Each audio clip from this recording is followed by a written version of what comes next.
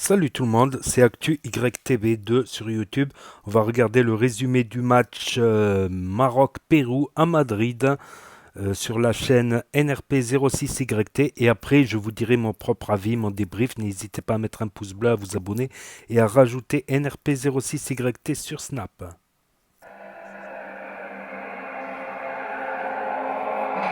Maroc-Pérou à Madrid. Première grosse occasion. Rappelons que le Pérou est classé 21e FIFA et le Maroc classé 11e à la FIFA. Est-ce qu'il y avait pénalty ou pas?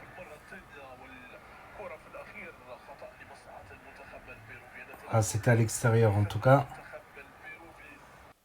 Donc le 21e contre le 11e et ils se battent très bien. Franchement, ils sont limite agressifs là, le Pérou, en ces 10 premières minutes. Très agressif, très offensif. La première occasion, elle est là. La première grosse occasion.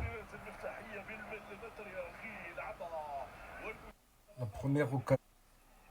À noter qu'il n'y a pas Bouffal et Hakimi sur le terrain. Dommage, dommage. Il y a des bonnes petites actions. Il y a de la possession de balles. Mais. Autre petite occasion. Conclue par une frappe de Ziyech. Donc, beaucoup de circulation de balles. Beaucoup de patience dans la construction. Voilà. Et un tir de Ziyech. Là encore une occasion. Dommage, dommage. Franchement, il aurait dû tenter.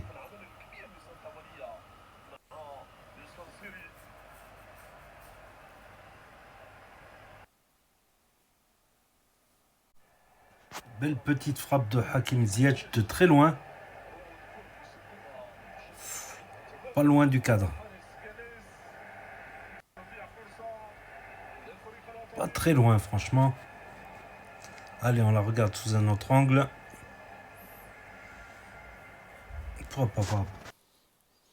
Donc voilà, c'était le débrief, c'était le match, le résumé du match. Bon, pas eu de but, 0-0. Je m'y attendais en début de match, mais je me suis dit, ça sent le 0-0 ce match, ça sent le 0-0.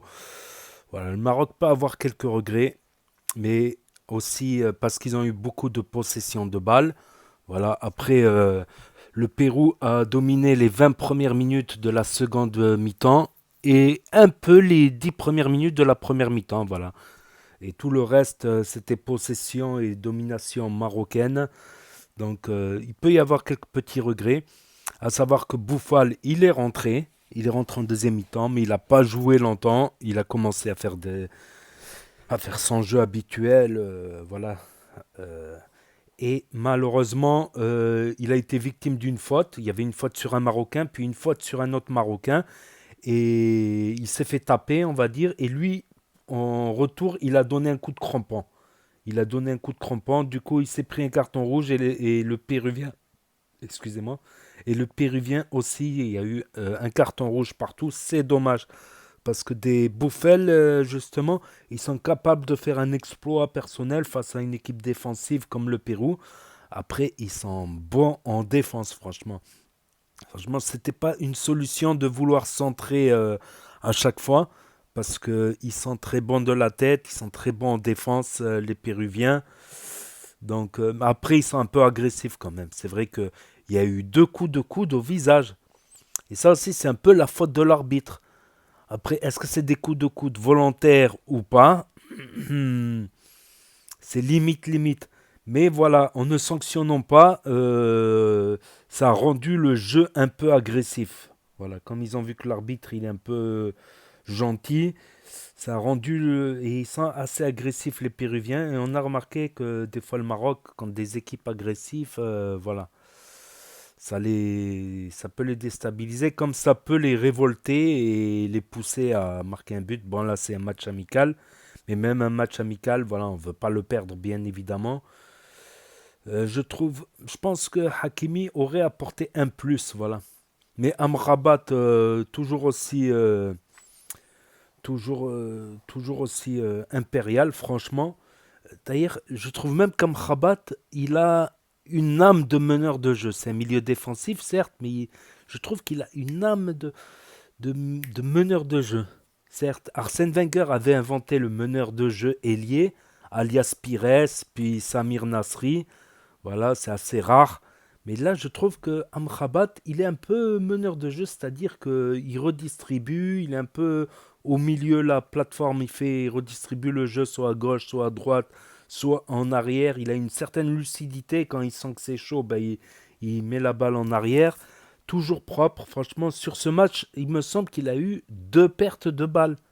Sur tous les ballons qu'il a eu, il a eu au moins 100 ballons dans le jeu. J'exagère un peu 100 ballons, mais une bonne cinquantaine de ballons dans les pieds. Il a perdu que 2 ballons, 2 3 ballons. D'ailleurs, beaucoup se demandent pourquoi il est encore à la Fiorentina, alors qu'il mériterait d'être dans un club au moins qui joue la Champions League. Parce que c'est rare, un meneur de jeu défensif, c'est rare. Et le milieu 6, c'est souvent un poste ingrat parce que je l'ai fait, mais parce que je courais beaucoup. Voilà, c'est des gens qui courent beaucoup, les 6, les milieux défensifs. Donc ouais, peut-être si Bouffal avait commencé le match, si Hakimi aussi avait commencé, mais Hakimi, je pense qu'il a un petit souci médical. Donc bon, comme c'est un match amical, il n'allait pas prendre le risque, je pense. Je sais pas, mais c'est ma théorie à moi. Peut-être je me trompe, peut-être j'ai raison. Et je trouve qu'ils ont été trop propres dans le jeu, les Marocains. C'est-à-dire que des fois, ils étaient devant la surface, presque ils posent le ballon sur le pied. Il manquait un peu de folie, un peu de détermination. Voilà, et le jeu haché aussi, avec les petites fautes, tout ça. Mais voilà, c'est toc toc toc, c'est le Maroc. Lol, toc toc toc, c'est le Maroc. Mais c'était pas un match mauvais, mais c'était pas le meilleur match du Maroc non plus. Voilà, comparé au match contre le Brésil, c'était la folie contre le Brésil. Voilà, alors qu'il y avait plusieurs cadres, tu vois, dans l'équipe du Brésil. Là, il y avait plusieurs cadres aussi du côté de Maroc. Il manquait Hakimi et Boufal. Ouais, peut-être je l'ai répété 10 fois, je crois, dans cette vidéo. Mais bon, rien de grave, rien de grave. Voilà, Ziyech, il a été bon aussi. À certains moments, il a su dribbler 2 joueurs, faire des différences. Justement, c'est des matchs où c'est des exploits individuels qui peuvent comment dire, faire tourner le match en faveur du Maroc. Mais il a fait aussi quelques pertes de balles. Après, il n'y a pas eu trop de déchets, un peu, mais pas énormément. Peut-être Ziyech, il manque de temps de jeu. Dire qu'il devait aller au PSG, Ziyech, et que voilà, Chelsea a tout fait pour ne pas donner les papiers dans les temps, bah ça sera que partie remise de toute manière. Je pense que ces joueurs, ils méritent. Même Bouffal, il mériterait même de jouer dans un club qui joue la Ligue des Champions. Voilà, pour l'instant, il est au Qatar. Quelque part, c'est une sécurité, que ce soit financière ou il est sûr d'avoir du temps de jeu, tu vois. Et ben, Unai remplaçant à Marseille, c'est quand même. Mais aussi, là, Regragui, il a fait tourner un peu l'effectif et il montre que même sans certains joueurs, ben, l'équipe, elle peut continuer. Voilà, elle peut continuer. Savoir que Bouffal, il lui restera peut-être une Coupe du Monde à jouer. Là, il a la trentaine. Mais que beaucoup d'autres joueurs, peut-être, pourront jouer les qualifications pour la Coupe du Monde d'après. Les qualifications pour la Coupe du Monde d'après. Parce que ça reste une équipe assez jeune et il y a des talents, il y a de quoi faire, il y a de quoi faire. Il y a à travailler aussi, chacun individuellement, pour progresser encore. Inch'Allah, comme on dit. Voilà. Donc, n'hésitez pas à me dire ce que vous en pensez dans les commentaires, à mettre un pouce bleu, à vous abonner, à cliquer sur la cloche. Et je vous dis à bientôt pour de nouvelles vidéos. Merci d'avoir regardé.